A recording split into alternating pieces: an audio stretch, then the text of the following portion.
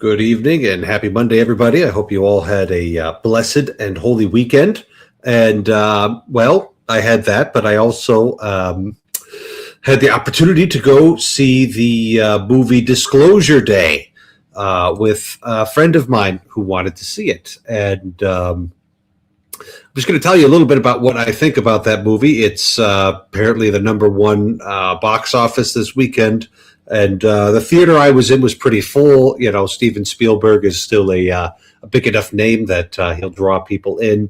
And I want to point out just a couple things that I noticed in the movie. I basically agreed with the critiques that I heard from the Critical Drinker and Jonathan Peugeot. I think both of them were noticing things. And so I don't intend to repeat some of the material that they maybe have already covered, but give kind of a Catholic priest's perspective on this.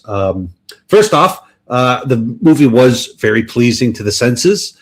Steven Spielberg still has the knack for shooting scenes and for drawing the kind of performance he needs out of his actors. And John Williams, writing the score, it's hard to go wrong with that. Combo right there. So the movie, did generally hold my attention and was pleasing to the eye and ear throughout. Although I will say on a structural level, it was rather too long. Now, so we got this pleasing to the senses. That's what every Hollywood movie basically has to accomplish right away. But what about the intellect? What is presenting itself to the intellect there? Now, when you get to about the end of the third act of the movie, or maybe sometime in the fourth act of the movie, there's a confrontation between one of the baddies, and the movies let you know that this guy's one of the bad guys, and one of the good guys, And the good guys are the ones who, spoiler alerts, by the way, spoiler alert, you've all heard it. The good guys are the ones who want to tell everybody about the aliens that the government and a shadowy semi-government organization have known about for decades. And the bad guys are the ones who are trying to stop that to keep their alien-based tech gravy train going. And so this is it's like a pivotal moment for the film because the guy who wants to disclose everything used to be in cahoots with the bad guy there. So there's a tension of a betrayal and a broken friendship right there. The bad guy's like, okay, why are you doing this? And he's like, well, I've been talking to these aliens, and they've revealed to me that empathy is actually the most important thing in the world, and it's actually fundamentally constitutive of the entire cosmos there. Empathy is one of the forces that binds the whole universe together. It wasn't quite in those terms, but it wasn't far off from that. So here you've got, Steven Spielberg pointing to this, right?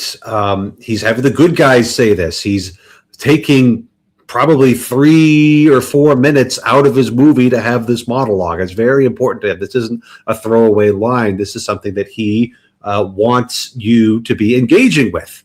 This idea that empathy is this magical force that draws us all together. And I'm here to tell you that it can't possibly be that. I know, Mark's probably going to come on the stream. Mark's probably come up and say that empathy is actually impossible. And then when you listen to the way that he defines the word empathy with a very narrow and strict definition, it's very precise. He's basically correct. And I'm not even going to go into that level of argument right there. But do we really want to empathize with a murderer, with a child abuser? Do we really want to empathize with somebody who is for their living and the way they earn their bread, somebody who is a thief or a swindler?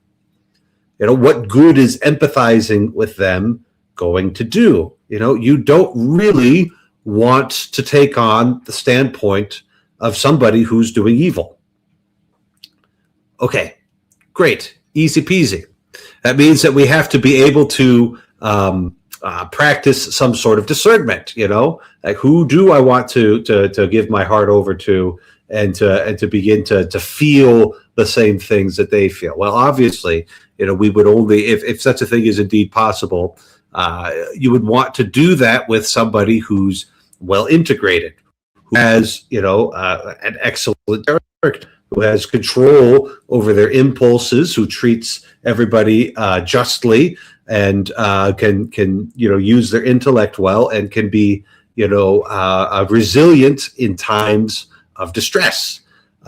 That'd be the only sort of person that you would want to identify with and be with right there.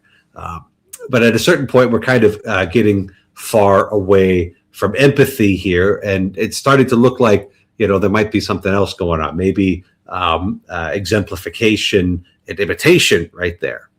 Maybe that's it.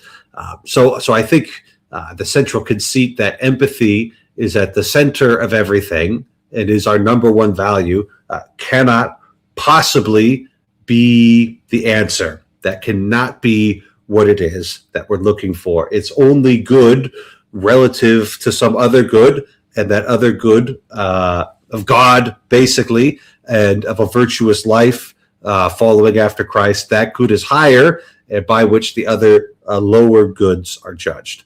The reason I'm hammering this point home is precisely because it's not that I think Mr. Spielberg's insight is so wrong that nobody could ever accept it. I think it's a little bit closer to the truth than I'm comfortable letting it get away with. This idea that empathy is the highest goal and the highest virtue there. He may be responding to the widespread loneliness and isolation that that people are experiencing and reporting, the sort of disconnection that comes from an over-reliance on social media and a lack of participation in one's real, local, embodied community, and maybe looking to see that, or perhaps he thinks that empathy is the cure, the antidote to hatred. That if you just understood this person the way they understood themselves, you wouldn't hate anymore, and then we wouldn't have any more wars, and then everything would be better. The thing is that empathy is, at the bottom, it purports to be a connection between two people. And I think that's the part where we begin to see where he's actually correct. The problem that we are dealing with civilizationally is a problem of disconnection, is a problem of lack of participation. And so we need to have the solution to that is going to be some kind of connection and some kind of participation with other people. And empathy is like kind of starting to gesture in that direction. So people might be fooled thinking that is the solution there. But the solution is love of God and love of neighbor. And sometimes, love of God and love of neighbor is going to mean hardening your heart against evil and the people who are doing evil. It's important to remember that. And then there's a second thing that I see operating, religiously, kind of in a religious timbre. And I've noticed this also in the movies Contact, 1996, Jodie Foster, and 2010, the year we made Contact. Both of those movies have this same theme, and it doesn't resonate with me at all. So if it resonates with you, I'd be interested to hear about that. There's this sense that once the extraterrestrials, these aliens, arrive on the scene, that begins to fix problems for people. That there's this sense of mystery and wonder in the universe, and this contact. Both of those movies have contact right in the name, with these extraterrestrials somehow fixes things, somehow solves both our terrestrial problems here on Earth, but also, the greater struggle with meaning there. Okay, so let's look at like the actual aliens that we would be dealing with. And, oftentimes they are, let's say, different than us. They're more technologically advanced than us, and maybe they have certain psychic powers that we don't. But what you see is an embodied creature moving through time that clearly has, a rational intellect. That's what these aliens always are. No matter what kind of shape they have, they're always an embodied creature moving through time just like we do. Well, I have a definition for that. That right there is a rational animal. That right there is basically another human being. Now, would it be really interesting for us to meet an extraterrestrial alien, another embodied creature from a different planet? That'd be very interesting. Would that kind of be big news? It would be big news. I acknowledge that. But that would just kick the question back, the God question back. Okay, so where do these aliens come from? And what are their who is their creator, right? So it's always this, deferred, questioning or answer to, the question of origins, the question of where it is that we come from. And so, and I just find the answer that, there are aliens out there, we don't need to ask that question anymore. I just find that very unsatisfying on a religious level there. So just the central conceit of, we just let everybody know that there are aliens, and that somehow fixes our problems. It's also hilarious that they do this on the 6 o'clock news. It's like only a boomer would think that that's actually going to be the way that the world would actually be saved. So, two, I think, questions that the movie tries to answer. What is it that we should be doing, and what is significant in the universe? It answers it. We should be doing more empathy. I don't think that's a satisfying answer. And there are aliens, and that fixes everything. I don't think that's a satisfying answer. You want the satisfying answer? Love the Lord your God with all your heart, with all your soul, with all your mind, and all your strength, and love your neighbor as yourself. That is the satisfying answers. So, Disclosure Day, kind of a beautiful to watch movie with not much satisfying substance behind it. A delight for the senses that does very little for the intellect. All right, let's see what we got going on here. Ron gets it. Empathy with a psychopath, not a good date night. He understands that. And then I dove into the mind of Dahmer for a while. That was scary. Okay, glad you made it out. And I can confirm to Ron that I did in fact see the movie. I'm not just complaining about a movie I didn't watch. I unfortunately contributed to the box office of that one, but that's because I have too much integrity to pirate movies. So, bravo, Father. Well done. I'm the man of the law, Mark. So, if you want to pirate it, go ahead. That's your business, not mine. I'm a pirate, so I don't have a choice in the matter. That's just the way it is. Yeah, I'm not going to watch it at all. So, yeah. Yeah, I suppose if me, Jonathan Peugeot, and Critical Drinker are telling you it's not worth your time, like, you should probably just take the hint, huh? Yeah, no, if Critical Drinker says it's not worth watching, then definitely not. Your mic gain is still a little high. Is it? Okay. It is a tad high. It's topping out a bit, which is surprising because I've tried to top out StreamYard myself, and you can't do it. So I don't know what you did. But I wonder if I turned off the auto gain. Yeah, automatically adjust volume. All right, I'll just keep on talking here and play with my mic. But this is the kind of feedback I need because I can't really hear myself the way that others hear me. There you go. That's good. Oh, is that better? Okay. Yeah, that's much better. Now you're not topping out at least. So, yeah, when it tops out, it crackles. Oh, great. Great. I was so proud of that little speech I just gave, and now you're telling me I was crackling all over the place. It's fine. It's not bad enough that whatever. But yeah. Yep. You would have told me sooner, huh? I'm just flooded with stuff.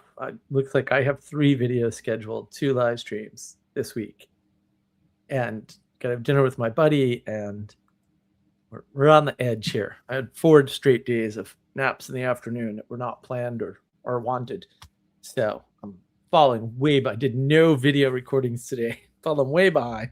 It's not going to be a good week. And my birthday's on Friday, so it's not the right week to have a bad week, I guess. But things are slowly improving, so we'll see. I could record tonight, but I got to do some more research on what I was trying to record. So, but I thought you did a great job breaking down the problems with so-called empathy, which, I think,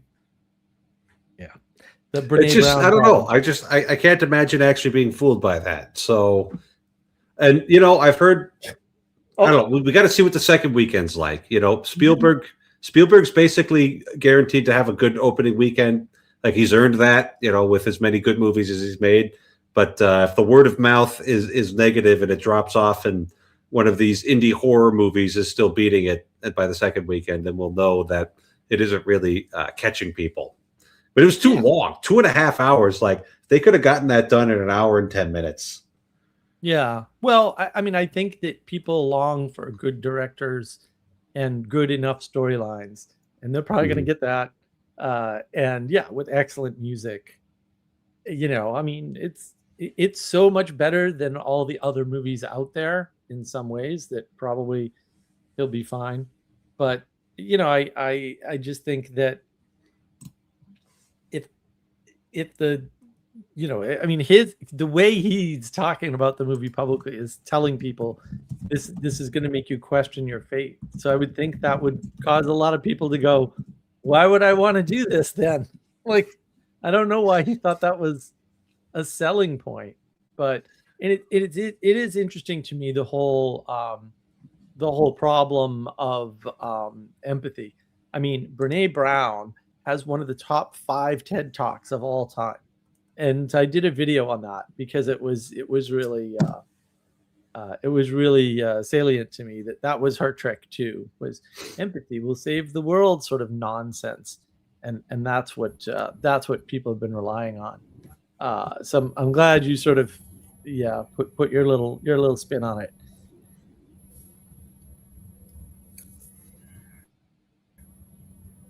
All right. Well, hey, Chris and Ron, glad to have you both here. And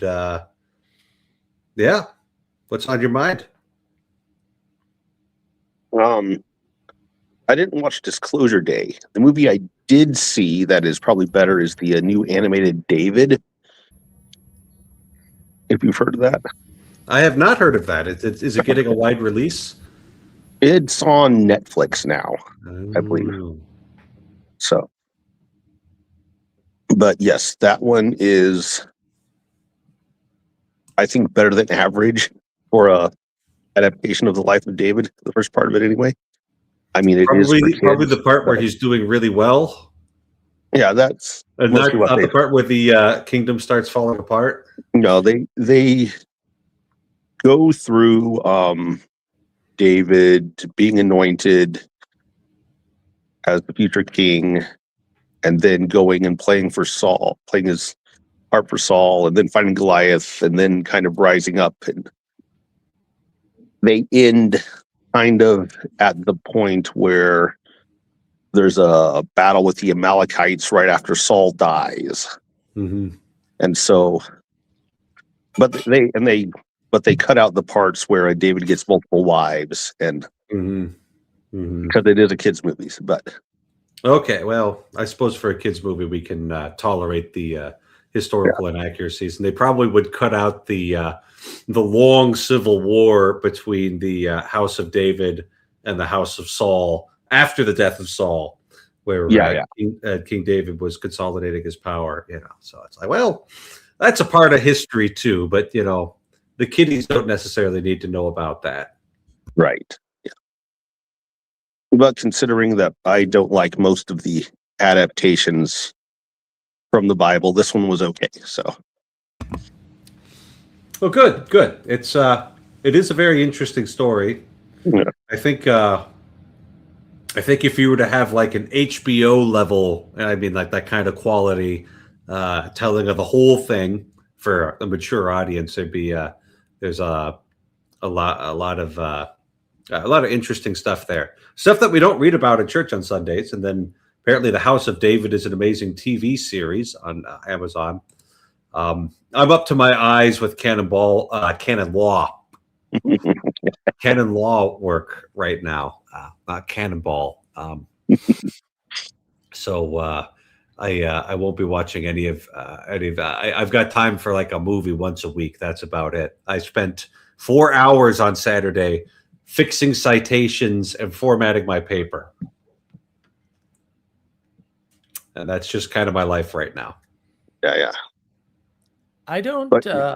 I don't understand because Peugeot's on his revised the fairy tales and stuff, and I got sucked into Ryan Reeves' history YouTube channel, which is excellent, and he did most of his videos about 11 years ago in the ed tech format of courses, short courses, and it's really excellent. He's got some things that are just like what no.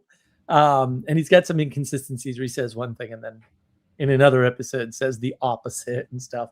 But he did one on the real Joan of Arc. And I didn't actually have time to finish it before this all started because there's all kinds of wacky things going on here today. But why do we need any others? Like, why are we doing fairy tale stories? And we have Joan of Arc with witnessed letters of predictions and all. I'm just like, this is the wildest freaking story ever. Why do I need Snow White? Why do I need House of David?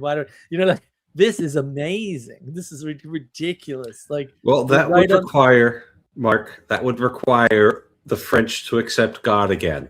Oh, well, that's never going to happen. The French are not going to. I think we should just tell the story over and over again until they're forced to realize that they wouldn't exist but for, right? It's just like the best historical evidence for God, and not only that, but he took the side of the French in the 100 Years' War. And we don't like thinking about God in those terms, but just look at the historical record. There's no earthly explanation for this. I don't care how charismatic you are. And what is a charism anyway?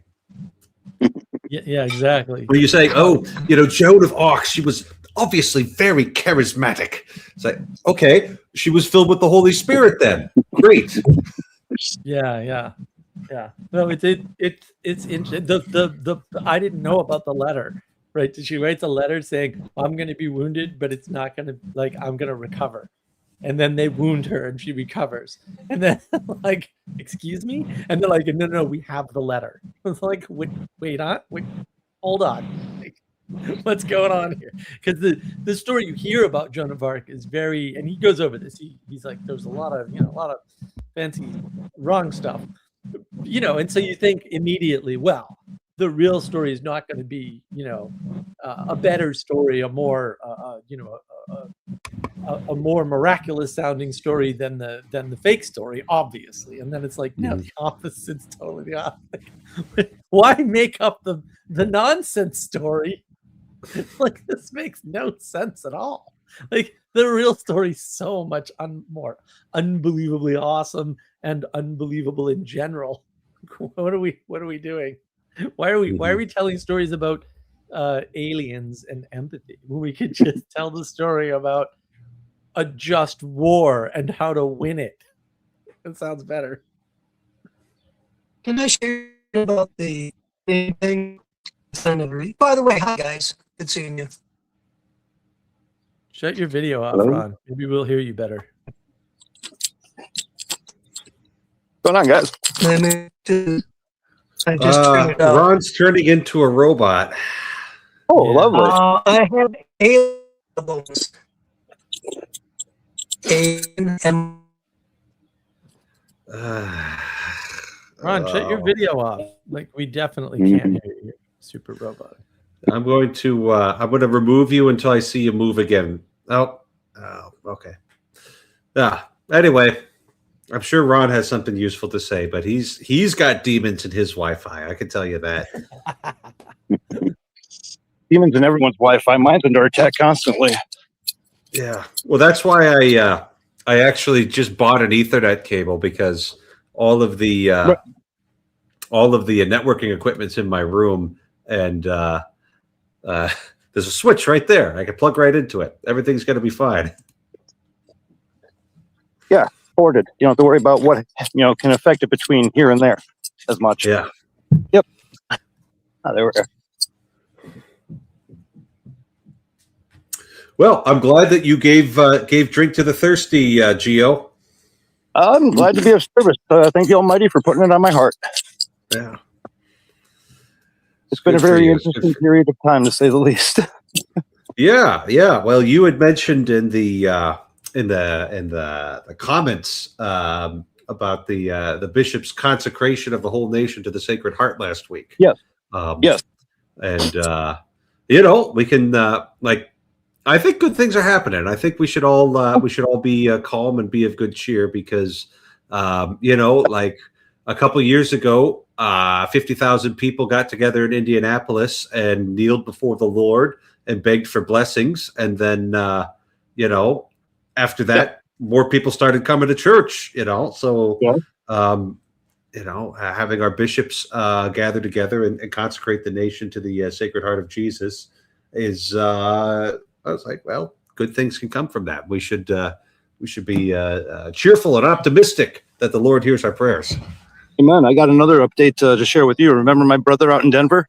Mm-hmm.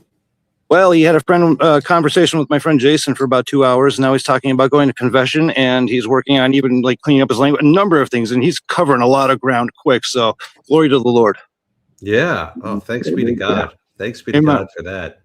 Yeah. Sometimes we can look at the problems that are in the world and we imagine how long it took to get here and how many maybe years of bad habits that are built up. But where the Lord wants to work, He can work at whatever speed He so chooses, and sometimes that's quite a bit faster than we think is possible.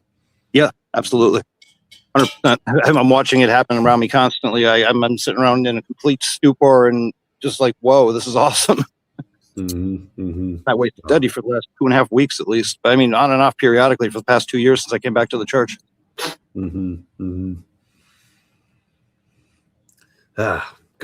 Good. Well, it's good to have good things happening.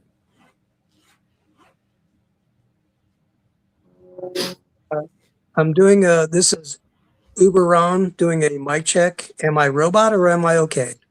You're coming in just fine now. Oh, sweet. Okay, first off, hi guys. It's been a while. Good seeing you. Good to see you, Ron. And Mark, I was concerned that you weren't on screen. I was gonna do a safety call on it because when Father Eric on screen and I was concerned. So During the monologue, I'm never on screen during the monologue. Yeah. oh, okay. I was still in the monologue. I was still in the monologue mode. Oh, I'm sorry. I didn't know when okay, I got you. All right. Well, then next time I won't be so confused, but continue. We're starting in Eastern time now because I'm in Eastern time, and when we get to August again, we're going to go back to Central time. So, Okay. So did you see the Spiegelberg movie yourself? Or I did. just go I on? did. I went and watched it, and honestly, like my experience of the movie was, as I was like, okay, we got like an action movie. Some of this is a little long, but I'm in for it. And then it was when they got to the the very earnest and the very authentic speech about empathy that I was like, okay, this is all you have. This is all that you have. Like this is what you have on offer for like the moral and the message of the movie is, empathy is actually one of the fundamental forces of the universe. It's like, I I don't think so. And then after that, the movie kind of started falling apart for me. I was kind of the way they have the nuns in the movie is fine. There's nothing particularly egregious or offensive about it, and it's not very precise. But like they never do that stuff correctly. So Right. Well, not unless you've got a specialist film. Okay. What kind of ticked me off in the trailers that they were putting out on YouTube is I was looking at the symbology, and this is what I was expecting is one, it was they had the nun pearl clutching, and that kind of I was like, okay, you're throwing shade there. And then what I was, because I haven't seen the movie yet, is they absolutely tied in the aliens as animals and nature, Mhm. and they were using a lot of Celtic symbology actually. Mhm. That to me, so I haven't seen the movie, so is there a lot of that kind of symbology, Celtic blending, so to speak? So I'm not sure what you mean by Celtic symbology. There definitely was the animals there, and sometimes the aliens will manifest themselves as animals in order to Okay. gain the trust of children, so that they can lure the children into their spacecraft and do something to them. But it's okay. They were just giving them powers. Giving powers to non-consenting 10-year-olds that visibly makes their lives harder when they activate. Yeah. But it's okay because the aliens are the good guys. Well, and also when you said luring the children into their spacecraft, I'm like, oh my gosh. Do they know what they're doing? Yeah, that was one of Peugeot's comments about this. Was Yeah, post well- Epstein to do Yeah. that is a faux pas. But Ron, like you can't read into the symbolism. I just there's Well- a talk from Benedictine College with Peugeot, and one of the movies he mentioned was, well, yeah, sure, there's a lot of symbolism in the Matrix, but A, it's wrong because they don't Right. know what they're doing, Right. and B, it's shallow was his word for it, which I Yeah. thought actually was quite good. So I would just ignore the symbolism of people who cannot understand symbolism, which Spielberg would be I have one to share of. something important. When I was 6 weeks old, my biological parents beat my grandmother to death with a hammer. And over the next 44 years, it took me about 40 years to develop the empathy to be able to forgive them. And it's been a nonstop reflection ever since. And since then, like today, I'm talking to my younger brother, my biological mother, like nothing ever happened.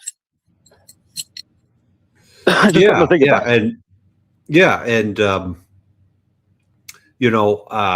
I don't deny the power of God's grace that's been operative in your life, and that it's done a lot of good things, and that you're passing To the glorify favor on him. now. Yeah. To glorify him, not me. So I think you would acknowledge that it's sort of like what you want to be filled with is you want to be filled with Christ. Like that is absolutely who you want to look up to, whose spirit you want to receive, and all of that. That is the one that you should have your attention on.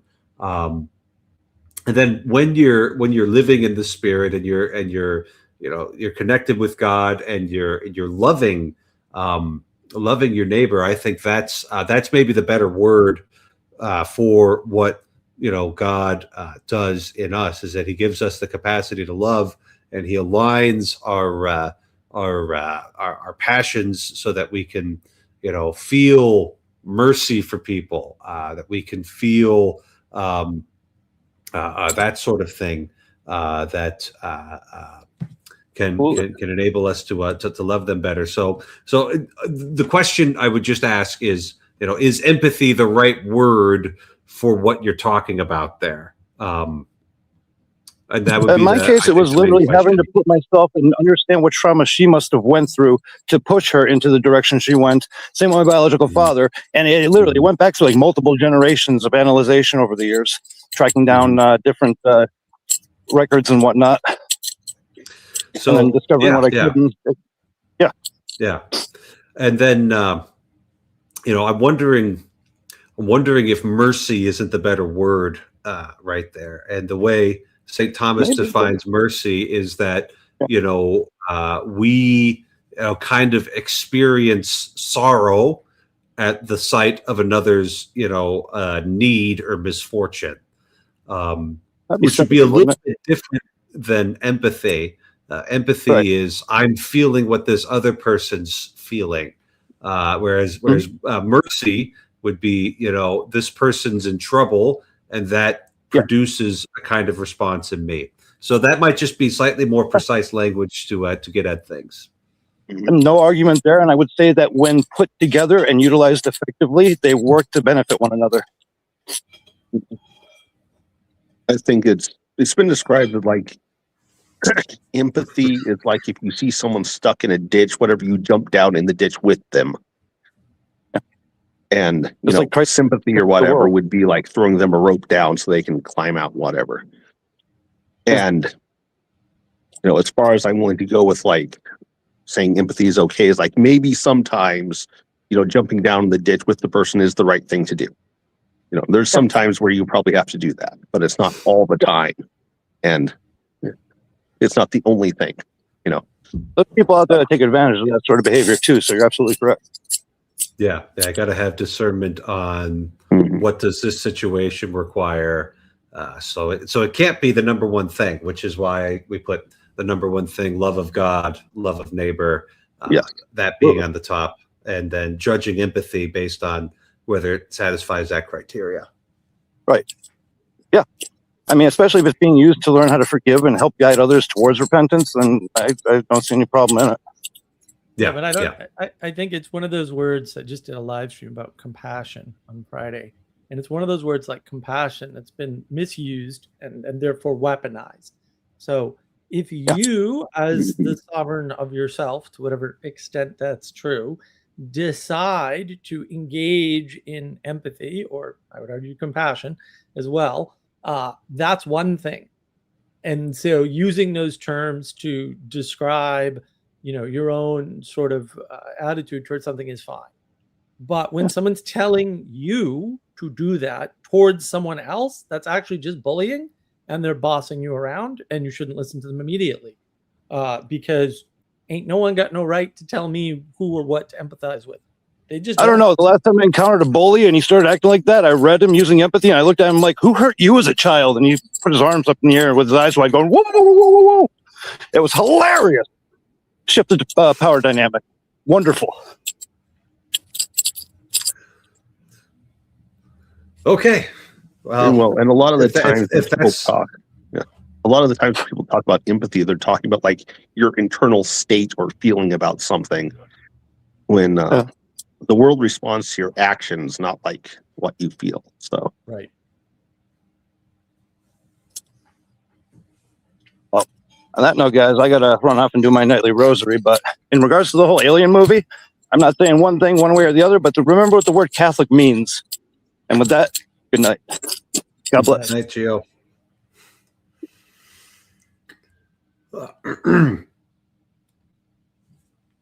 All right.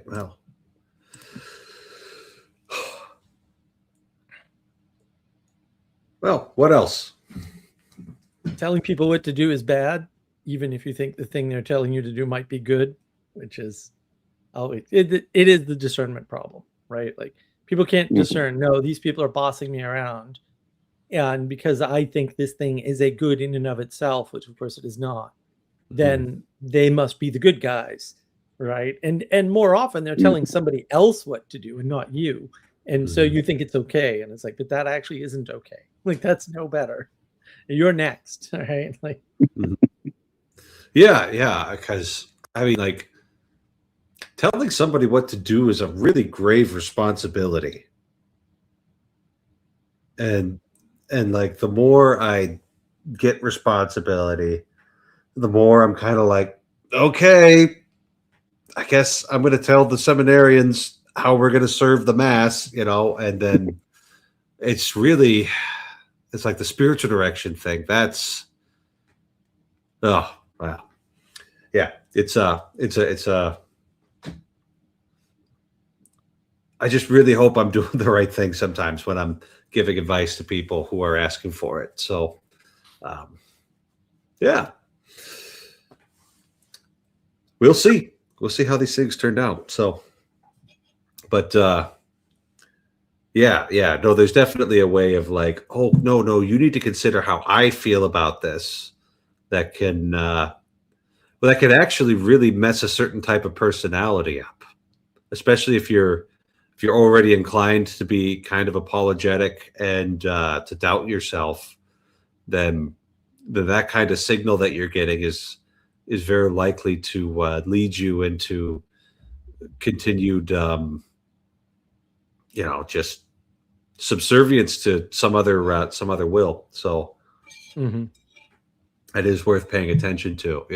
Who's telling you that you need to feel something for somebody. Mhm. Like the only context I can imagine it being appropriate in is like somebody's a seminarian and you're trying to teach them how to behave at a funeral when they're going to be a priest, and it's like, well, sometimes you just need to be really sympathetic with people who are hurting because that's the only thing that's what the situation requires. But that right there is already coming from like a position of authority and a clear goal as to what we're aiming at here is, here's how to be a priest, kid. And it isn't, hey, your mom's in heaven, why are you so sad? That's not the response right there. So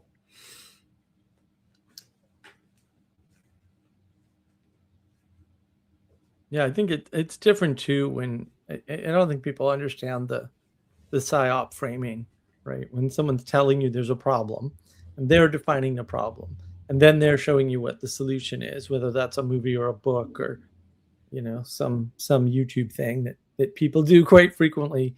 I was watching one of these recently. It was talking about AI and it was done by AI, and I was just like, well, the ironies just stack up. And it's describing something technical that I actually understand quite well because I read the Google white paper. Thank you very much. And it's not incorrect, right? It's not like saying things that are technically incorrect, but it's also tying things together that definitely are not tied together in that way. And the fact that they could be is good and all, but they're not. And so like, and this is where people get confused, is that when somebody else is doing all the framing for you and they're making all the connections for you, whatever conclusion you're coming to is not your conclusion.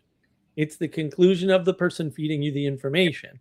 And so that is a psyop, and they are psyoping you, and that makes them the bad guy. And so you kind of need to know that, right? Like, it's kind of important.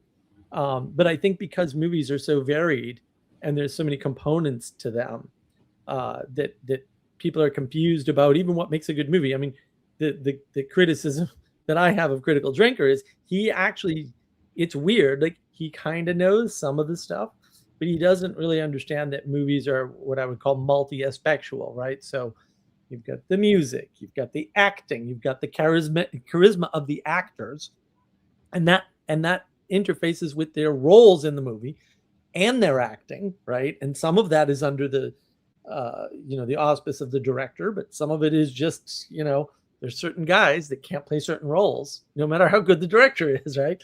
And then you've got the coherence of the story, like how well you can follow it. So you might watch a Nolan movie and actually not follow any of it. Most people who've ever seen one. And then you've got the story itself, right? And then you've got the characters and what happens to them, right? And there's probably a couple more aspects that we could dive into. And so Critical Drinker will often go into where there's no character development or the plot is thin or whatever, but he never sees the symbolic stuff. So I happen to know, as all people with functioning brains, that Airwolf is one of the greatest TV shows of all time. And I went back and watched it, and most of the stories are just not great. They're just Those are not great, right? But the opening music is some of the best opening music that was ever done for television. There's lots of people, but for a whole class of people, when they hear that, that kind of music on a TV show, they're all in, right? Stingray is another one. It's really good music, and the writing's much better in Stingray, I would argue, but the actors are perfect for their roles. The direction's adequate, but it doesn't matter because the actors, like, the music's really good, the acting's really good, right? Mhm. And so the thing that people have been pointing to at Disclosure Day is the same thing. When you get John Williams, are you going to get better movie music? I mean, you might, maybe, kind of. You'd have to get With really Danny lucky. Elfman, maybe. Yeah, maybe Elfman, right? Like, there's only Mhm. a handful of people that have ever gotten to that level, and Williams is super consistent, right? He's just a generational genius with respect to music in general, and actually that movie thing in particular. And so when you have that enchantment combined with other enchantments like really good direction, and it looks actually like the cast is really well chosen actor wise, and the performances are apparently really good. The fact that there's no character development, I mean, again, I didn't see the movie, doesn't matter, right? Or the fact that the plot is a little wonky or has a lot of holes in it, it just doesn't, you can't register it all at once. And much like with The Matrix, which I still love as a movie for very many good reasons, it's a terrible movie, but whatever. Terrible movie on many fronts, but like, I still love it. I've still seen it a million times and probably watch it a few more. And that's the thing. Like, you're so enchanted by these other components. And yeah, Ron, the helicopter is obviously my favorite. The helicopter and the music, the fact that the show's not all that well written doesn't matter to me, because that helicopter's cool, man. And yeah, it's just cool. And where they hide it is cool, and like, everything about that show is cool. It's just cool. And Stingray's similar. Although Stingray is the most Gnostic, individualistic TV series of all time. It's completely off the rails. I was like, wow. And I love Stingray, but also I was like, this is bonkers. This is like the 80s was just bonkers with bad idea implantation into your brain.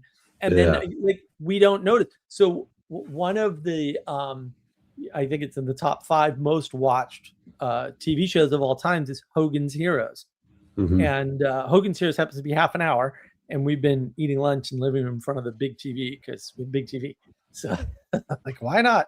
What are you doing if you're not using your 75-inch TV all the time? So I grabbed Hogan's Heroes, and I don't know if I've ever even seen the first episode, but like, you start watching it and just like, this is it's wonderful, fun, genius propaganda. And they make the Germans look like bumbling retards. They're running a sophisticated underground operation in all these tunnels below the camp. They're sneaking people in and out constantly, and using very base psychological, or so-called psychological, or I would call them human behavior tricks, to get their way with the camp, and the hierarchies there, and the hierarchies explained. Like, Schultz knows what's going on. Like, I think it's episode what we were watching today, 4 or something of season 1, and they Schultz needs to find a radio that went off during an inspection, and he just has to come back with a radio. So one of the guys opens a chest with all these radios in it and says, "Pick one." And Schultz is always going, "I see nothing. I know nothing," because he doesn't want to get sent to the front. And so he knows everything that's going on at some level, right? But he doesn't know the extent of everything. And the rest he just kind of glosses over, right? And that sort of enables everything to happen. And it's funny too, because that is the way things like that work in the world. And the fact that it's a way over the top, ridiculous comedy. And man, they make fun of everybody. They make fun of the French. They make fun of the English. They make fun of the American. They're just, but the real butt of the joke is always the Germans, obviously. And Obviously, the degree of propaganda there, of overt, like, we're just gonna like tell you things that didn't happen, and kind of the opposite. Like we're still living in the shadow of German technology. So Mhm. we haven't invented anything. The Germans invented everything we have. So that's, you know. Yeah, yeah. You know, I feel the same way about all sorts of movies, right? Where I just show up, enjoy the music, enjoy the spectacle, enjoy the actors, and don't think too much about the plot.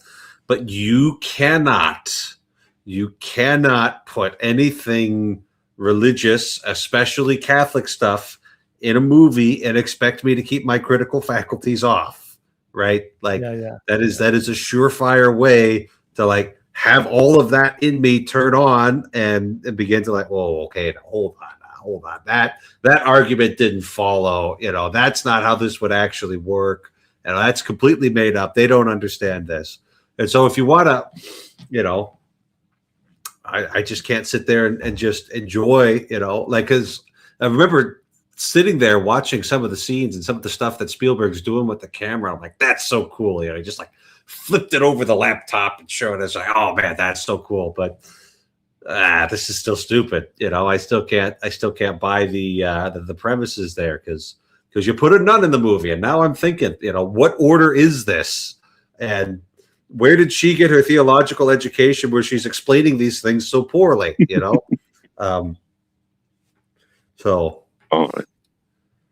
Speaking of that, Father Eric, have you seen Dragon Slayer?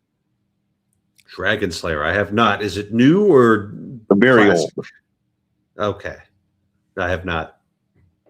The dragon, Verminothrax pejorative, is the. Okay, that I would be interested to hear your take on that movie. Because Well, you're gonna have to just keep on bugging me about it because right now I'm in plate full mode. So right. There I was thinking that I'd get off to school here in Washington D.C. and everything would calm down, and nope. So now you're coming up on the end, so that's when everything really gets busy, probably. So yeah, no, that's when I get to encounter new and exciting problems now that I have my canon law degree. Oh yeah. What seems interesting about that movie to you? Well, I mean, because it's got some Catholic stuff in it, Mm-hmm. and so, and it's probably like anti-Catholic propaganda stuff, I would yeah. say. I just watched it recently. It's funny that you bring it up. I showed it to Sarah. I was like, hey, you know what? I have it on disc because I enjoy it. But yeah, talk about not good. Yeah. I mean, for our philosophy and theology of law class, we just got done with the philosophy, and now we're going into the theology. The way the professor teaches it, I think, is from like evil to good, you know. And so we just had to read this art. Who was it by? I can't remember the name. It was this 19th century German jurist and historian. And it was just like, and it was super influential, you know, especially there was an English translation of his, basically his brief history of the church. And he's like, you know, if you go back to the apostolic age, you know, the church was just wherever 2 or 3 were gathered in the name of Jesus, you know. And then all of the bishops and all of the canon law and all of the hierarchical structuring is just a result of people's weakness and their inability to live a purely spiritual life. And so natural man is an enemy of God. And, you know, natural man is a natural Catholic, you know, and it was just like, oh my gosh, throw this crap out. Imagine putting all that burden on yourself. Yeah. Like all by yourself. You have to resolve that. It's insane. And yeah, that all comes from Protestantism. It's so clear now. It's like, wow. Well, it's just like, I don't know, maybe this wasn't the best like example of the best argument with it, but I'm reading it and he's just like, he just asserted that. Like, he just asserted that during the apostolic era there was no hierarchy, even though within the 12 apostles, it's always Peter, James, and John that get the extra instruction. Yeah, and It's just, I mean, you could read the book of Acts and there's a bunch of references to the hierarchy in there. So it's just like, I don't know how people end up there. Well, You could say, I don't think this hierarchy is correct. This hierarchy is the right one. Like, I can understand how you end up there. That's a reasonable place to end up. well, but Father, the female Archbishop of Canterbury told me quite clearly upon being anointed Archbishop of Canterbury that God does not deal in hierarchies. So now I'm confused. Did she say that? Yeah. No, she did. It's And I was just- hierarchy inside the Trinity. I can't even the level of just obvious antichrist behavior after being crowned or anointed Archbishop of Canterbury. It's just like I don't understand what's going on. Like, how do you get away with this? Like, it's bad. But I think that equality stuff, talking about Dragon Slayer. I mean, Dragon Slayer is so subversive. Like, it's insanely subversive because he saved the princess, but he doesn't get the princess and he doesn't want the princess. He gets the crossdresser. right, yeah. Right. Yeah. Wait a minute. And that's what he wanted. And it's a true love thing, right? And in the medieval times, marriage for love was romanticism technically, right? And then marriage, because it's the better thing for everybody else, is a better and more noble cause, actually. And so romanticism that sort of breaks that. When it's done wrong, when it's done right, it's great. But when it's done wrong, it's not so great. Yeah. No, it's when I am dealing with an annulment case and I see that the parents opposed the marriage and the people got married anyway, and then it didn't work out. It's like, okay, then, maybe arranged marriages, aren't so bad after all, actually. They seem to have understood how this worked better than you did. And then there's other times where I read the file and the parents are testifying. They're like, well, yeah, we didn't really like her, but we never said anything because we didn't want to offend them. Like, oh my gosh, do you love your children or not? You got to love them enough to tell them this is a bad idea, even if they don't listen to you. No, you got to give them empathy, Father, so you don't hurt their tiny little feelings. Because if you give somebody empathy, then you can't hurt their feelings because you're hurting yourself. PSYOP confirmed. Oh, is that how it works? Okay. Well, it would be if their description of empathy is correct, which I again, like, as you know, I agree with their description of empathy. I just think it's only appropriate for a mother towards a child under the age of 5. Because I don't think you can embody somebody else's emotions and your own at the same time. That's kind of saying you're better than they are, and I disagree. I'm just gonna say I don't think you are. That's why I'm using mercy, which is a nice we know what that means. Misericordia, pain in the heart.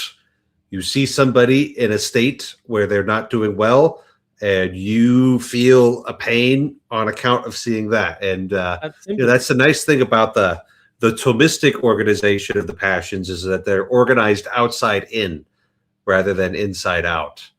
And so they've got this hard empirical grounding for all of it. But Thomas Aquinas died, and only Dominicans read him for 300 years. So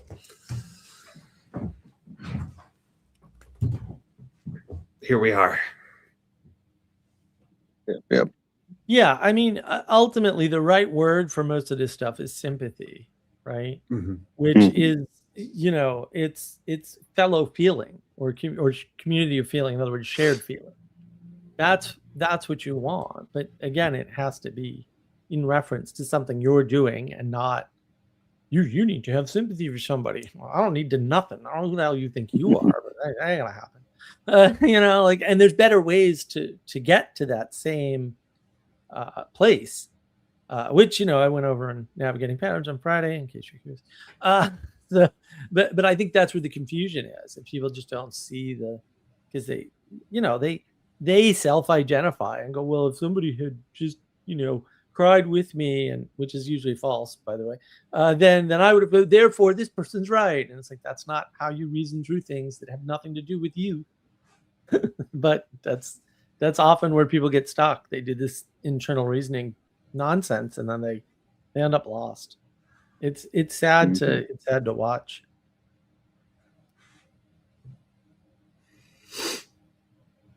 Especially when combined with enchantments, the likes of which Spielberg has and deployed. Yeah. I think he revealed too much of his plan, thankfully, and that's not going to make the movie go as well as he thought it would. And I'm sure, like, you're going to get more conversions the other way, and the alien religion conversions will remain pretty low. Gosh, I hope you're right. Like, I can't be the only one who just hears that, thinks it's all hollow and kind of nonsensical. But people believe all sorts of things, so we'll see what comes of it. Maybe it'll prompt people to start digging into these things, and then they'll stumble across a Bishop Barron video or something, and that'll give them the right answer. I don't know. We'll see what the Lord does with it. Maybe it'll drop off the next weekend based on a negative word of mouth. So that seems likely. It doesn't seem like it's going to do well. I know this Daniel O'Connor guy is all against the alien religion, and he goes into it quite extensively. And there's a very long video Castle posted, I think, in Important Videos on my Discord, and he also did a movie review of it. It's pretty.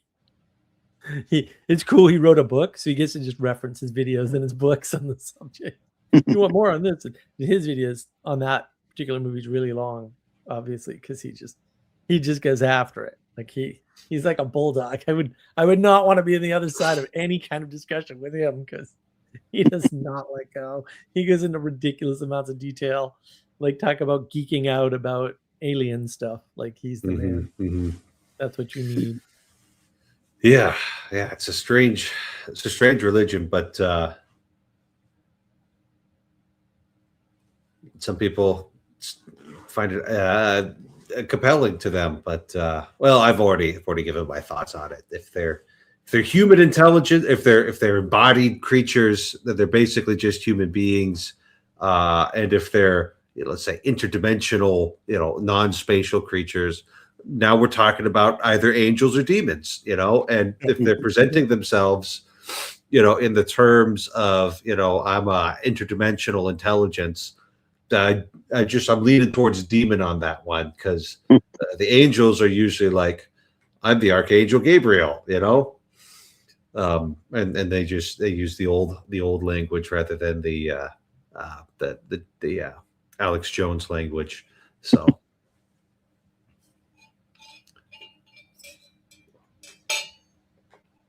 it just speaks to the meaning crisis, more than anything else, that people are interested enough, and that other people, like Spielberg, are engaged enough to sort of create an ethos around something so ridiculous and completely bonkers.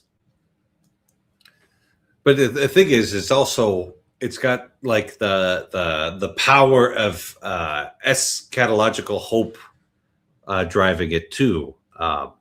That it's not something that we need to be embodying in the here and now, but we're looking forward to a future revelation of the era of disclosure, the era of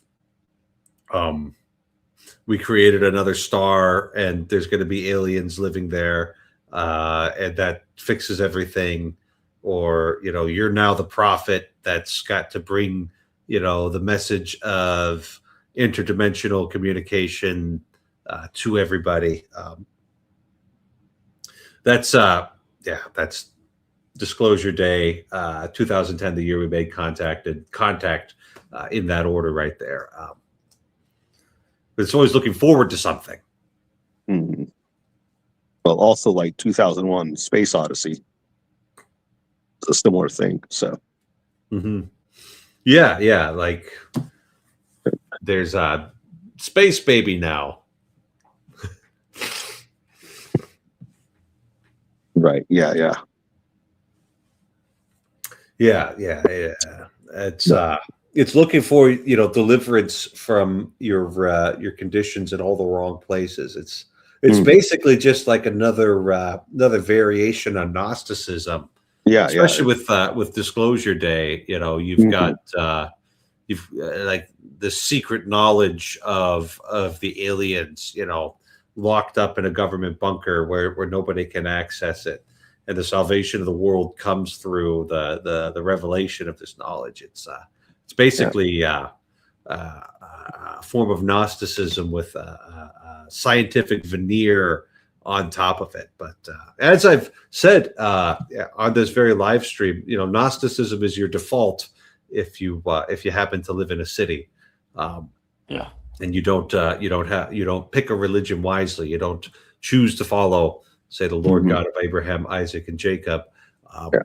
Then you'll end up as a Gnostic of one form or another, including the alien Gnosticism, extraterrestrial Gnosticism. I think this Disclosure Day movie would have done really well if it came out a few years ago when all the internet people were doing the raid Area 51 thing. So if it had been released then, it probably would have done really well. But yeah. Well, you know what the key to comedy is, right? Timing. Yeah. Yeah. I still don't think, a lot of people have a lot of hope and people moving to church and, all that stuff. And then that's great. But I still don't think I understand that, if you believe you do not have a religion, one will be provided to you without your knowledge or consent, and the implications of that, because everybody seems to have problems with implications of things. And it's nice and well and good to, speculate about how many people will think deeply about the movie and figure out it's garbage. Right? And it's hard to know, or how many people will be enchanted by the movie itself. The fact that people don't even understand things like enchantment and what that means, and we still haven't had the Gerard mimicry, moment yet. It's still hovering on the edge, and nobody seems to want to dive in. And so we really don't understand, what we're locked up in, and we still don't like, Critical Drinker, like I said, and Peugeot pointed it out, like they still think the mainstream media is how most people are getting information, when that hasn't been true for at least 6 years now, easily. And like they didn't notice, but they didn't. And it's not a deliberate thing. It's not like, though they know, but they actually just don't live in your world. And the extent to which that is true is hard for people to know. And it's because, people don't understand hierarchy, that they don't understand perceptive bubbles, right? Because you need to understand hierarchy and mimicry to understand perception bubbles, like what perceptive things are within the sphere of your awareness and which things are being rejected immediately because they don't fit your worldview, which is, you look at the UK, that's clearly what's happening, right? Like they just want to believe diversity is strength, and that if diversity is strength, then when you mix people together from diverse backgrounds, then everything should get better. And if it's not getting better, that's somebody interfering with the world for them. It's not, it's not a trick. It's not, they don't want that result. Obviously, it's weird. Like they don't want that result. They just don't realize that they're caught in a pattern, and that you can't have thing A without also having thing B. And you actually don't want thing B, and thing B and thing A are not balanced. Thing B is way worse than then thing A is good. And so if thing A was ever good at all, discussion, I would argue it wasn't, but whatever. And then they just don't think that way because they don't see that way. And when they see the same thing you see, they just have a different attribution. Right. Mhm. Oh, these But bad things that are- was one of the things I was thinking about. Like while they're doing the big final disclosure, it's like a 10-minute sequence of like all the different news channels just showing this stuff. And it's like, what makes you think that everybody's going to see that and see the same thing? I didn't bring that up, but like now that you say it, it's like, I'd be looking at all that and saying, that's fake. Yeah, that's fake. They're just faking all this. I don't know what they're doing right now, but okay, this is, like let's say, we imagine a scenario where it is reputable that somebody's disclosing these things. Like, I'm not going to apply that much of a religious significance to it beyond, okay, do we need to baptize these aliens and tell them about Christ or not? That's going to be the question right there. And that's how I'll, integrate this into the structures that we already have. We might need the ordinariate, but I still think that there's a brilliant sci-fi novel out there waiting to be written where, Earth becomes the pilgrimage site of the entire galaxy. Because everybody's like, oh, this is where it happened, And you think the Church of the Holy Sepulchre is crowded now. Just wait until all of the Alpha Quadrant wants to get in there. Somebody needs to write that book. I don't have the time for it, but yeah. That I think is part of one of the things people don't understand about, hey, Denise, about how stories work. And so I was listening to this talk with Peugeot and Benedictine College. I forget the guy. Bloviation. Anyway, they just don't have a good definition of story. And the bottom line is a story that is good and that you can remember. It's not that it becomes a myth or something. That was their framework. I'm like, this is terrible framework. I don't understand why you don't know that, but whatever. Who educated you and why are you running a college? No wonder we're all doomed. Benedictine's one of the better ones. No, we're all screwed, Father. We're all screwed. Yeah, it's over. A good story has certain elements. And like it just has to, right? Like what makes the Matrix good? Well, one of the things that makes the Matrix good is the resurrection. Like I don't know what else to say. Like, I don't know how else you're gonna spin it, but also like the whole idea that like that's the pivotal point at the end of the movie. Right?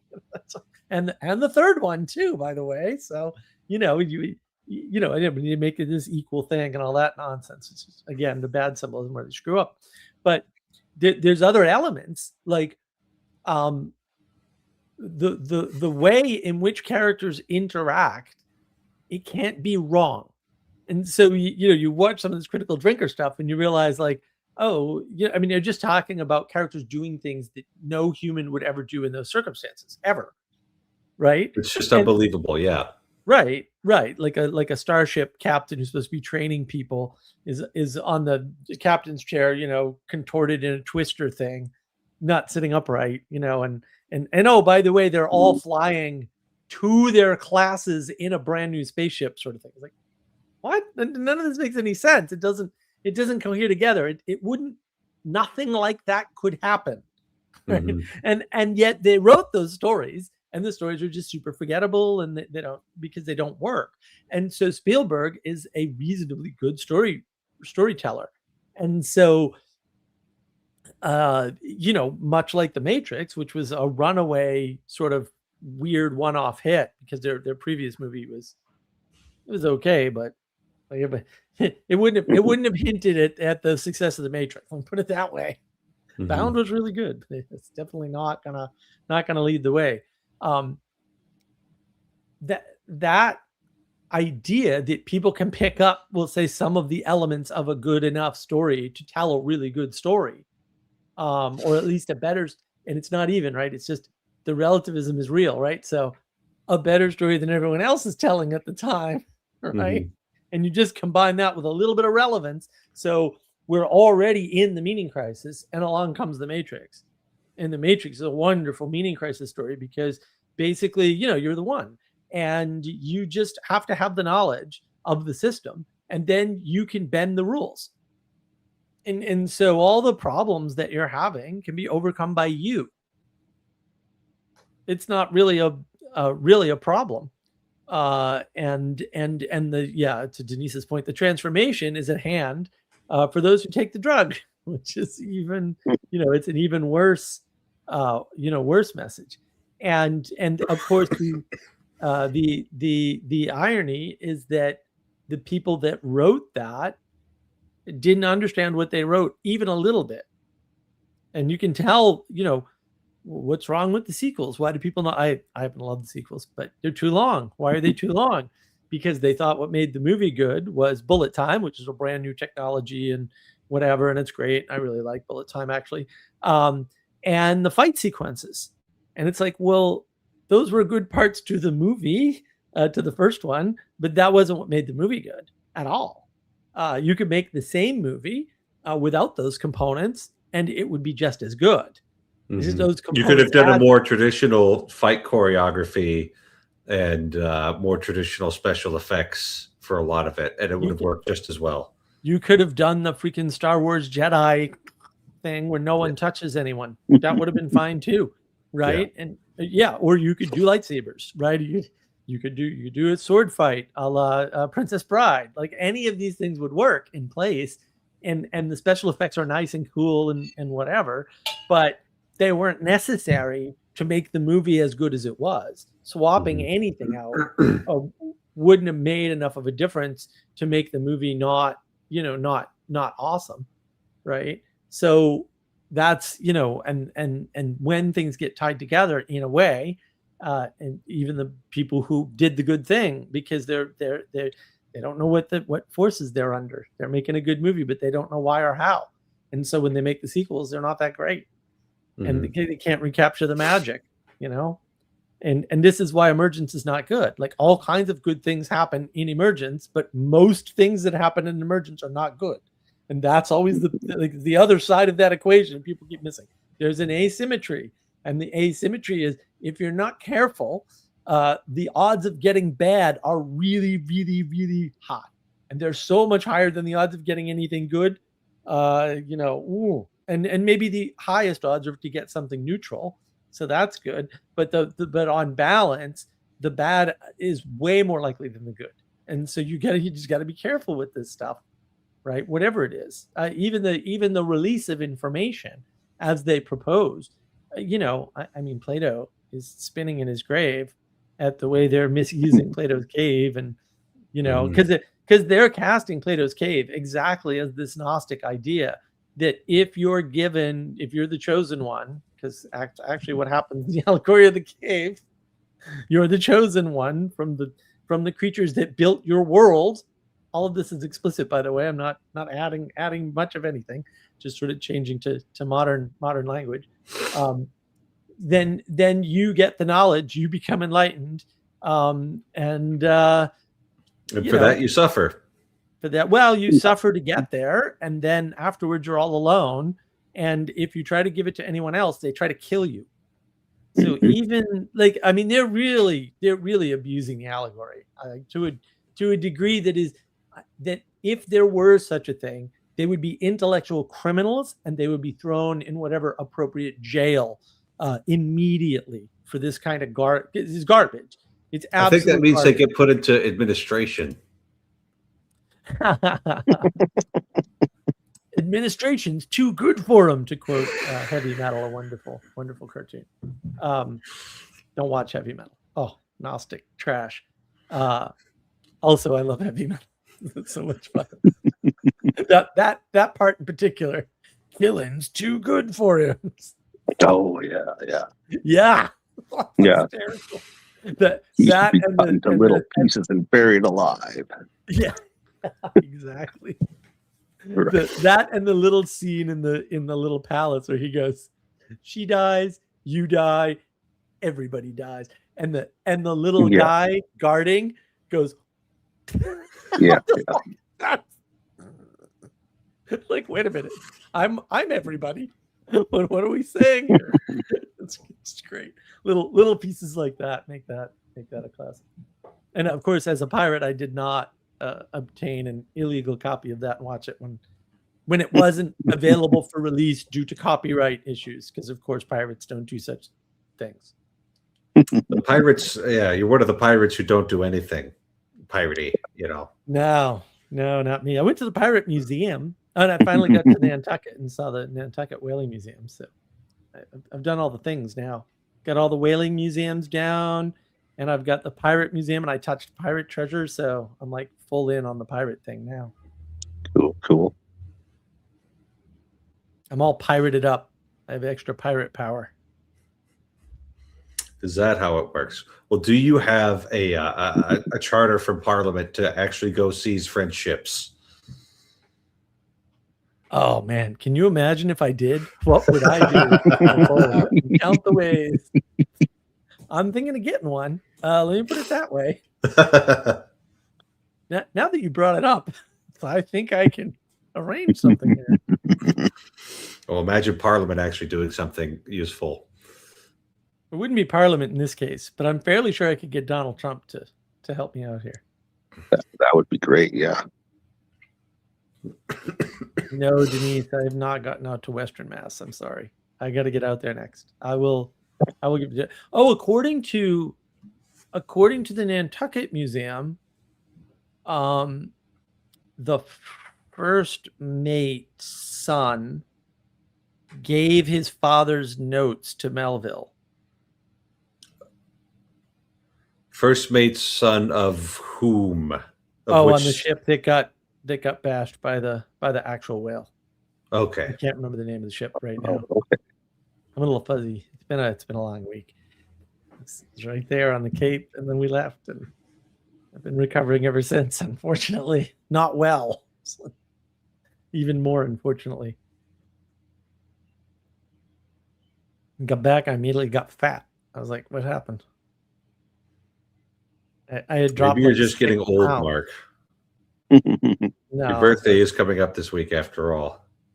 Yeah, my birthday is Friday. It's going to be a fun pirate live stream. Cool. Cool indeed. Are you kidding? This is hell week for me. I'm doing a live stream tomorrow morning. I'm doing a talk on Friday, and then I'm doing my live stream later on Friday. After participating in the book club yesterday and his Monday night duties today. Right. No, it's a long slog, and I haven't gotten any videos recorded. Of course, now I'm going to have plenty of content, but still, I'm like, man, I've got a couple videos I want to record, and I just haven't been able to buckle down and get all that. Plus, I was obsessed with Ryan Reeves' History of the Church stuff, and that's just filling my brain with how stupid is everybody not to see what he's talking about. And it's too bad because there's stuff he doesn't see. And I'm like, I do not understand why anyone's surprised about the state the world is in right now, given the obviousness of the problems that the Reformation definitely caused by itself, with no help at all. And not to blame Luther, because he was mostly a rube, but also they should have killed him. I'm just saying, they should, right then and there. Nope. They let him be used as a pawn, the poor guy. If he had been killed by the local principalities, we wouldn't think poorly of him. Maybe we would have even canonized him later. If the story was he stood up to the guys selling indulgences and lost his head for it. It's like, well, that's actually a good thing. It's like maybe not the best thing, but it's better than being the guy selling the indulgences. Yeah, it's so sad. It's such a sad story. And listening to, because I listened to Gavin Ortland talk to Jonathan Peugeot, and I was just like, it's amazing how little you know about the thing you're involved in, and how little you understand about what you're doing, and how unbelievably anti-biblical all the things you're doing and talking about are. It's like ridiculous. This is much like reading Plato's Republic for me. a big mistake because now my level of disappointment in the universe has gone up, 100-fold or something. I'm like, I cannot believe there's so many people looking at this and not seeing the obvious thing. It's like, this is so blaringly obvious and you're just missing it. I don't understand. Like, I really just don't get it. How is this possible?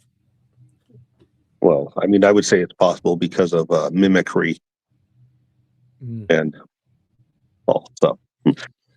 People following a bad example. Yeah. Yeah. People follow people, and Well, that if was the only people you deficit. have around are the Protestants, then that's who you're going to follow. So Yeah, that's the real deficit too in the conversation with Ortland, and Peugeot did not pull that card very well. I mean, he tried, I think, but yeah, he just, I don't know. I don't think he has a good understanding of mimicry and things, because he could have pulled that out. He missed the whole authority appeal too. It's like all these people are appealing to Luther, and Luther would not have been down with any of your garbage. None of it. I don't know, like actually zero. I don't know what you guys are talking about. It's crazy. Right, It's right. crazy how deviated they are from their founders of their denominations. It's absolutely shocking. well, that's also the Lutheran satire YouTube guy. He did a thing on that where you call it like the Reformation piggybackers, where it starts with Luther, and he's nailing the 95 Theses, whatever. Then you have all the other guys coming up like saying, "Hey, I'm glad you want to join our Reformation now." And it's like so. Yeah. Well, and it's really just a political power grab. And then it's like, oh, this is why we're talking about politics all the time and trying to make politics save the world. That's actually, it's not actually Luther's fault, but actually it's Luther's fault, right? Like it's Luther's actions are the things that participated in this, although Luther was actually just a pawn. And when you find that out, and who he's a pawn for, I wish Reeves had gone into that, because he's like, this guy, he does history the way I do. I love it. I'm like, this is exactly how my history videos work. This is great. And I never, he did these like 11 years ago. I never saw him, never knew anything about him until now. And YouTube has some pretty impressive storage capacity, so there's all sorts of stuff out there that you don't know about. they're losing so much money. It's unbelievable to me how much money they're losing. Yeah. From the beginning, never going to make its money back ever. So, Well, is that the point? If you're Google, is that the point? not the point for them. Yeah. A lot of people don't realize how much businesses give you for free, like actually that costs them out of their pocket that they could instead have profit with. But people have no appreciation for anything. They just want to believe that if anybody has anything, they're taking it away from somebody else. And look, we've got a trillionaire, and that should never be the case. And it's like, do you want rockets to Mars or not? And electric cars and boring machines and cool AI or not? Because if you want those things, Right. you've got to have a trillionaire. That they're not separable. And the not separable part really is, yes, people. I don't know how I'm going to get that across to people, because it's so obvious to me. I'm like, how do you explain something this clear? But every once in a while, I get a glimpse of how to do that video. So maybe someday I'll be able to figure it out. Of course, you don't need a yeah. trillion, Mark. Of course, you don't need trillionaires. We're all equal. Yeah, So exactly. We're all equal. Anybody could do this, right? I mean, if we're looking, if we're going to go on to the topic of the SpaceX IPO, like what he's proposing to do is really, really difficult. Like, Well, it's actually, impossible. to get humans to Mars. Yeah, human. So I forget the guy's last name. His first name is Jim. He used to run NASA. Okay, so Hollis Robbins used to run a clubhouse room. I think it was once a week, Friday nights or so Saturday nights. I don't know. I don't remember. A sci-fi room, and frequently she'd have him on, and I got to jump in too occasionally. Hollis and I know each other, so it's kind of cool. But he would be on, and he would almost every time it came up, he would say, "Humans cannot live on Mars. Humans Right, cannot have babies on Mars." Anything there's no that is going to stay on Mars for any length of time is not going to genetically, scientifically be a human being. It's like full stop. And he would harp on that every time it came up. And I was like, well, isn't that telling? And so, yeah, what Elon Musk is telling you is effectively a complete lie. And it's not a lie. And there's no truth in it. So don't be playing that game, because I'll pull the science out. It's not that hard. Like, you can't have babies on Mars. Sorry. Yeah, because and let me see if I've got the reasoning right here. But Mars doesn't have an active geological core, so it doesn't produce a strong magnetic field, and so the atmosphere constantly gets stripped off by the solar winds, and you're very exposed to cosmic radiation there. So you just be getting these constant doses of radiation. And then there's the gravity issue, where it's only a percentage of the Earth's gravity, and we're really accustomed to that. So no babies, because our body is designed to spit out babies in a particular gravity. Yeah. And you're not going to solve, like, nobody even has a proposal for solving a gravity problem at a planetary scale. Proposals don't even exist. There are no hypotheses about how to solve a gravity problem at a planetary scale. There's science fiction. Oh, we have a gravity generator, and if you place it at the core, and other things that are like, even if you had such a thing, which you cannot build because technical reasons, you couldn't put it at the core. And even if you did, it wouldn't work that way, because there's so many things wrong with these little formulas. And the bottom line is, they're busy sending people to the moon. And I'm like, guys, you needed to send robots to the moon to build encampments on the moon, so that you could learn to do the same thing for Mars, so that you would be ahead of the curve. What you're doing is not going to work. You're doing things out of order. So send the people last. Send the robots first. By the way, you've got robots and AI. I don't even understand why this wasn't your first natural instinct on all kinds of other grounds. But also, you didn't think this through, right? You could have been sending small robots to Mars to learn how to get robots to do assembly on a remote planet without guidance this whole time, and had real-time telemetry, or close to real-time telemetry on it. And you haven't been doing that. I don't think you're serious, or I don't think you're the right guy. One of the two. Maybe he's super serious and this isn't his thing, and he didn't think it through. But you definitely didn't think that through. And that's not a me thing. Lots of people have been talking about this for longer than Elon Musk has had any money. Yeah. And that's the funny thing about Mr. Musk there, is he's always selling you the future, which is great, because the return on investment, it just isn't here yet. And so, I've heard great things about their rockets, right? They've got extremely reliable launches and all of that, and that's kind of an important thing to deal with. But it's sort of like what happens when you tell people that we're gonna live on Mars, and instead you end up mining asteroids.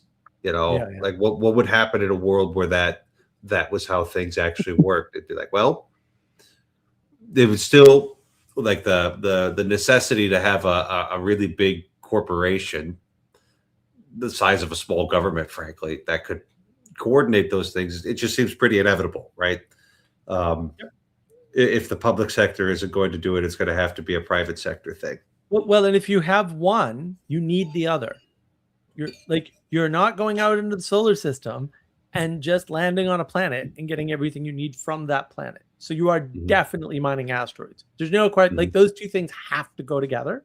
And the fact that the mining asteroids part can be used just for more corporate or whatever doesn't, it's an inevitable part of thing A that you said you wanted. And like, this is what I was saying about, like, some things are just connected. Like, you can't just put a bunch of people from a different culture in your culture and expect only good results, right? You can't do that. That will never work. It has never worked. It will continue to never work, right? Because there's something about a pre-created order, and you're just ignoring that part. In the same way, like, okay, well, we're going to go to Mars. Well, we're going to have to mine asteroids, guys, because I don't know where they're going to get certain resources from, no one on earth is going to want them to take all the water, for example.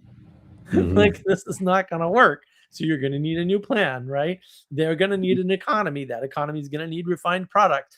They can't get all those products from Mars as cheaply as they can from asteroids. And so, yeah. And like, there's other little things like, they want to do crazy things like build a data center in space, because once you get it up there, you have effectively infinite power from the Mhm. sun with solar Mhm. cells. And the solar cells they put in space are 36% efficient or something outrageous, plus the fact that they're getting, much stronger sun Right. for much longer. Yeah. Right? Like that is 24/7 power in space. It's just not 24/7 power on Earth. And then you don't need cooling, obviously, for your data center stuff. But also, how do you refresh the equipment every 3 years? Well, I you got don't. questions. Yeah, Yeah. you're gonna have like a 50-year-old server rack out there. It's like, I guess we're just keeping this legacy equipment running forever. Yeah. Well, and I mean, to be fair, servers can be useful for 10 years if you do it right. But you got to do it right, and that ain't easy. And Not at that scale. space is really hard on computer equipment. Well, yeah. What do you do about solar flares? What do you do about There's so many things, right? And I don't think they've solved any of those problems.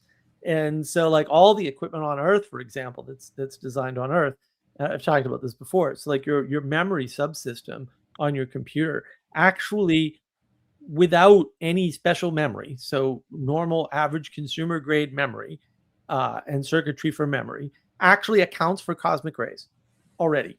It already does that.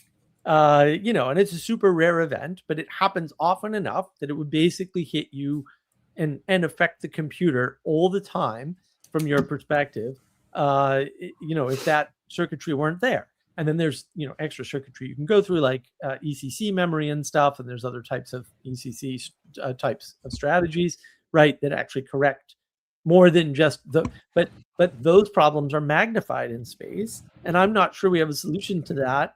And maybe they think they do, but I would be very cautious about thinking I had a solution to that. And then they still haven't worked out. So there's this whole thing, I just read about it recently, where they were talking about the special types of corrosion that happen only in space. And of course, we don't have that much experience with it. So who knows what effect that has on chips? I don't know. I have no idea. It was interesting to find out. Yeah, We can also point out that mining asteroids was like the setup for the movie Alien. So. Oh yeah. Yeah. Well, and other similar sorts of movies. Yeah. There's all this. What are we going to find when we go into space things? And it's like, well, that's a little dumb, but also, yeah, you're going to find something like yourself, only worse. And that's the worst problem, right? If you read the movie Aliens metaphorically, oh, this is the collective consciousness of the crew manifesting you can do a psychological reading of that movie. That's awesome. And also totally correct. But it's terrifying, right? Terrifying because it's accurate and you know it and you can't get around it. Yeah. Oh, well, maybe we don't need to be quite that terrified then. So what I'm hearing you say, Mark, is that you didn't buy any SpaceX stock. Oh, no, I wouldn't touch that with a 10-foot pole because I just don't know what's going on. I mean, these are the you will all buy electricity and be happy people. And I don't understand. I mean, it's probably I already buy electricity and I prefer having it. So, Yeah, but they want everything to be electric, even though that's the most ridiculous and absurd idea that you could possibly have. I mean, we don't. Somebody did the calculation, a couple of years old, maybe 3 or 4 year old calculation. Somebody did the calculation. So if you gave one electric car to every household in Texas, just Texas, there isn't enough electricity generated in the United States for those cars. So we're not even close. We're not even close to being close. And there's a worse problem, which is delivery. You couldn't deliver that much electricity even if you had the generation. See, people don't understand how complicated this is at the end of the day. because you've got electric generation, and then you've got electric delivery, and then you've got managing the grid if you're going to do stupid things like solar and wind, which cause all the expense on the electric. The reason why home electricity is expensive is because all the expense on the electric grid, it's not the stupid telephone poles, although those don't help. It's the fact that you turn things on and off.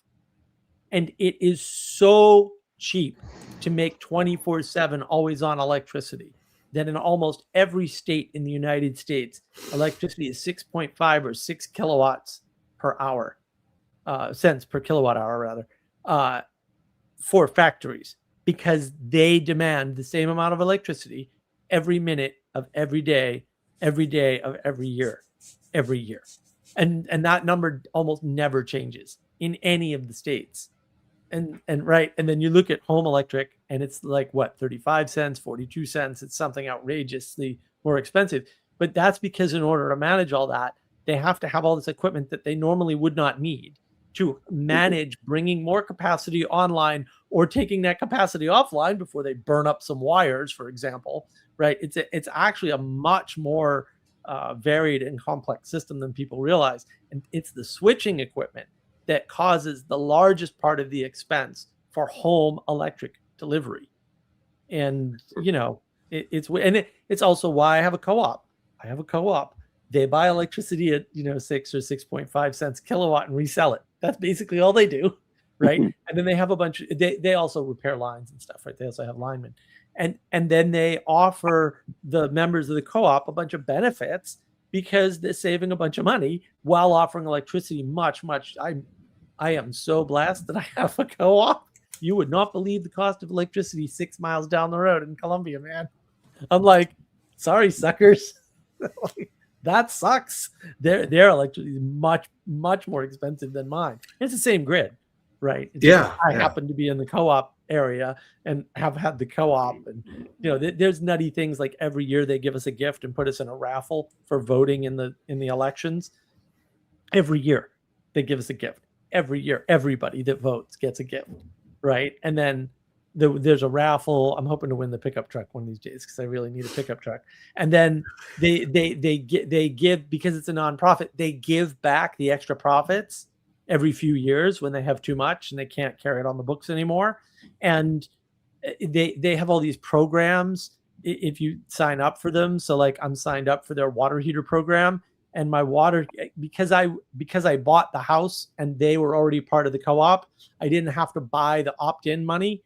So I didn't pay them, the $250 or whatever to opt in. So when my water heater finally went, the water heater was original with the house. Who knows how old it was? Probably at least 20 years old.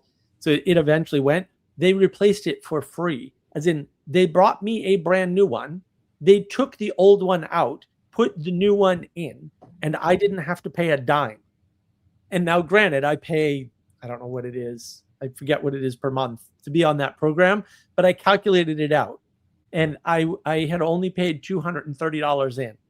You can't buy a water heater for $230, much less the installation and the taking it away and all that other nonsense. So, yeah, so being part of the co-op is pretty good, right? So if you don't understand how complicated these things are and where all these little holes are, you don't do banking at a bank. You do it at a credit union, right? If you can buy an electric co-op instead, be a part of an electric co-op instead of buying electricity from the quote, big electric retailers, you do that, right? There's all these little things because people don't understand how things work. I don't understand why they want us to buy so much electricity when we can't generate that much. And they're fighting, to get electricity for data centers. Like at the same time, they're telling us to buy more electric cars. I'm like, you already don't have the electricity you want. And it must just be that they're following the Al Gore playbook from the late 80s and early 90s when, I saw the emails myself because they got leaked. Pirates, right? Like he said, we want 1% of the $1 trillion energy market. That's our goal. Just 1% of the $1 trillion. I would also like 1% of the 1 trillion, although I'm sure it's a much bigger energy market now. I would also like 1% of that market. Don't get me wrong. But, they were willing to do the climate change hoax to get there. And the fact, interesting disclosure day, huh? These emails were not only leaked, But the thing that I told you, not only did I read it, it was actually at the time reported on CNN. For real, I saw them report it. And they weren't the only ones reporting it. And nobody did a thing. Al Gore was still able to go on. Like, this is way before the climate change thing got big. It might have been before he wrote his book. Even. Like, nothing happens when people know about these things. Nothing. It just absolutely nothing happens. This idea of Disclosure Day itself doesn't work in the world, and it never has. And if you need proof of this, go to pbs.org or whatever it is and find any episode of Frontline from like the 80s or 90s, and then be prepared to be horrified at how many things people knew ahead of time and just either flat out did the evil thing, or like a million people ignored it who were in a position to put an end to it immediately. This is not new. This is called a Tuesday, and it's terrifying at some extent. Like I could never watch Frontline. I would always get too angry, and I'd be like breaking things and like, what is happening, and why can't people just like see that this is obviously wrong and do something? And but they don't. And so that's sort of the psyop on Spielberg, is that he thinks that a Disclosure Day would have an effect that we know for a fact it would not have at all, any better than the Epstein files dumped it. Yeah, I know, it's really funny. It's really funny because spoilers for Disclosure Day. Everything gets disclosed, and while it's going out on the network television, he shows a bunch of clips of people being glued to their phones, because everybody's watching this, and they're like, "No, wait a minute, hold on, everybody's glued to their phones already, aren't they?" And they're not watching CNN and the major news networks on their phones. They're already having everything disclosed to them all of the time, and the result of that is nothing's happening. Yeah. So, and nothing can happen. That the real result is nothing can happen. Like, this is the asymmetry of evil. Evil does not have to make you do evil to win. It just has to keep you so tied up that you're not doing the good. That's all it has to do. Yeah. It's very low bar, right? It's 2 strategies will work. For the good, only 1 strategy will work. And it just turns out to be a lot of effort. Yeah, well, that's to be fair, that you are echoing in Ayn Rand, right? Shouldn't she define evil as like that which is parasitic on the good? I mean, I think she was probably ripping that from Aristotle and Aquinas, but Yeah, probably. so. yeah. No, Mark has no trouble saying that he respects aspects of Ayn Rand's thinking. So, Yeah, no, I agree. I mean, I do think evil is parasitic on the good. Didn't Augustine talk about the will and evil and all that? Yeah. His kind of account of how human evil works is that our will is supposed to be oriented towards God. You could even say oriented towards the good, because God is the good one there. Kind of the same statement right there when you understand the terms properly. But what happens in evil is that your will becomes curved in on yourself, and you begin to seek some other good that is not God. And that traditionally it's power, honor, or you could say status. That would work about the same.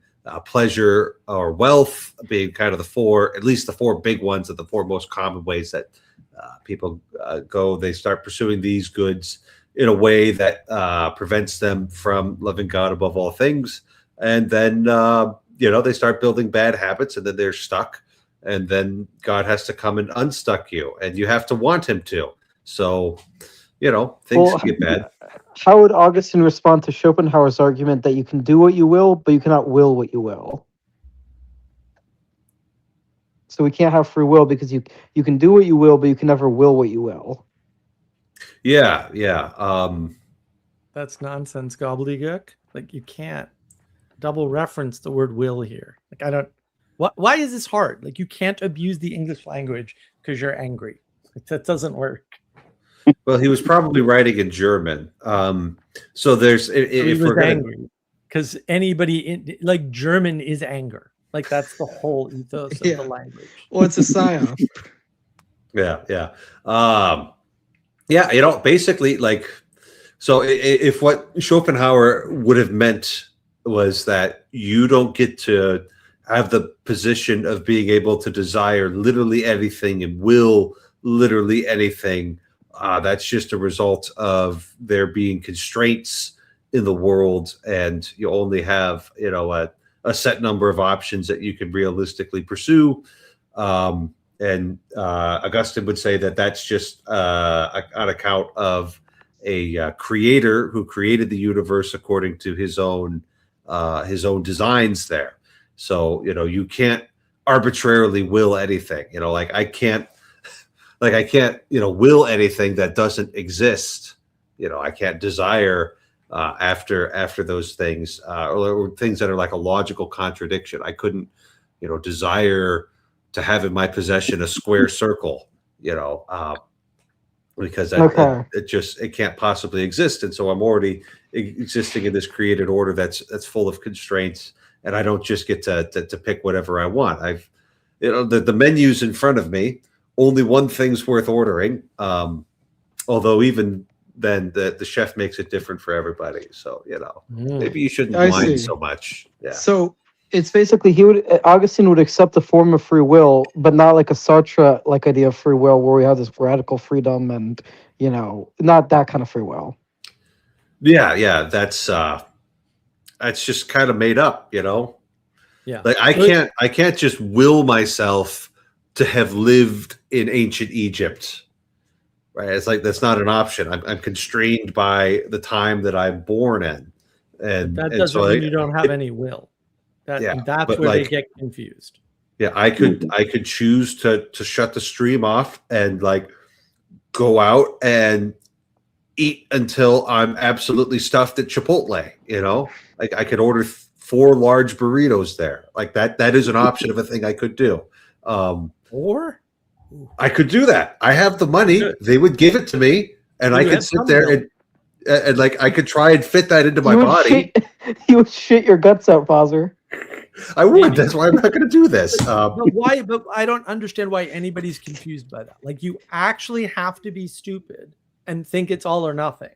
And they're like, where's this all or nothing attitude from these retards coming from?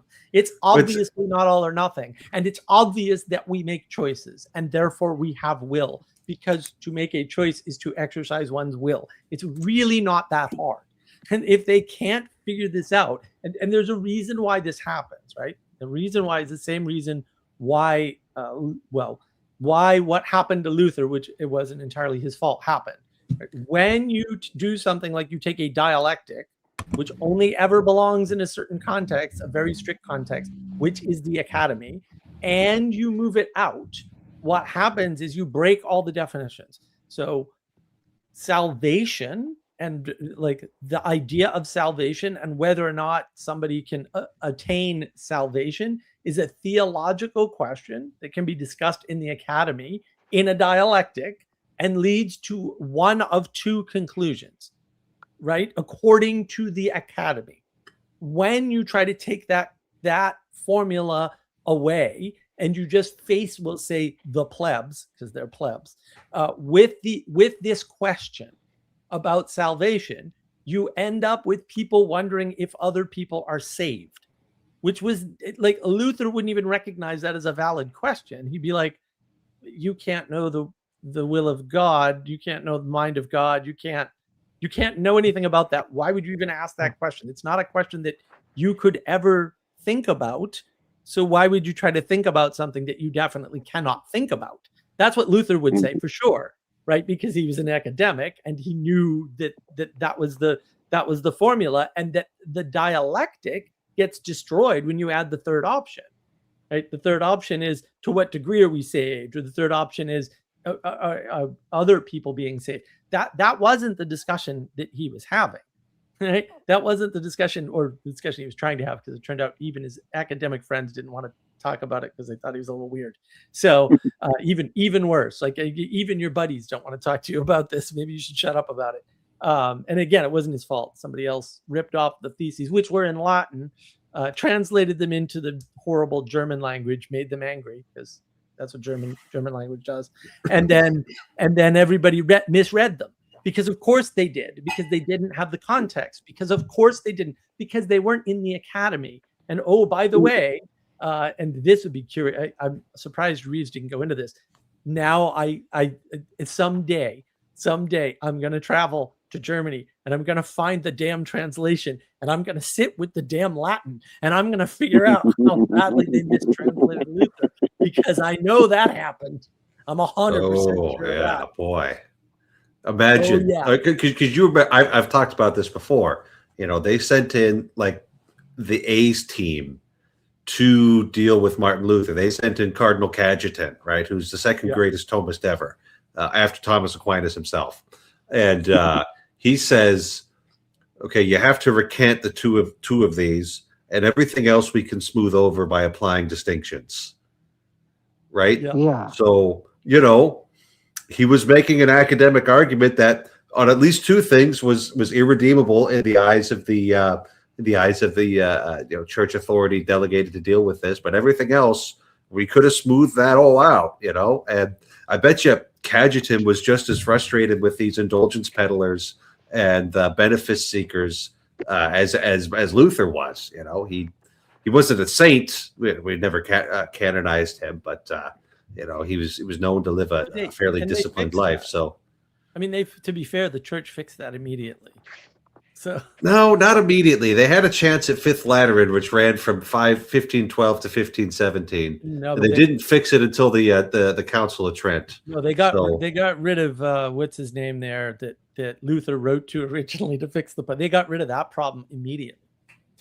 Like they worked on that issue immediately, right? And it's interesting because Reeves actually says in the history that he was forced to recant the whole thing or nothing, and I was like, I don't think that happened. So your version is different from his.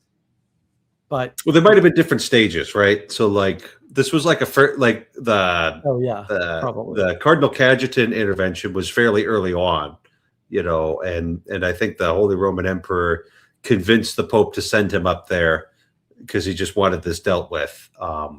There might have been a later point where things had gotten a little more tense and you know, Cajetan wasn't there anymore and he wasn't going to. It was the public trial. Reeves said Cajetan had it out for him all along. I was like, I don't know. But yeah, Cajetan was a nerd, man. Like, yeah, in the Battle of the Nerds, I don't like, he's very good. His history is very good, but also there's some real gaps and some real contradictions in there. So it's hard to tell, but I'm surprised no one harps on the translation of the Latin into German and goes through that, because they do that with the Bible all the time, and that's a Luther thing.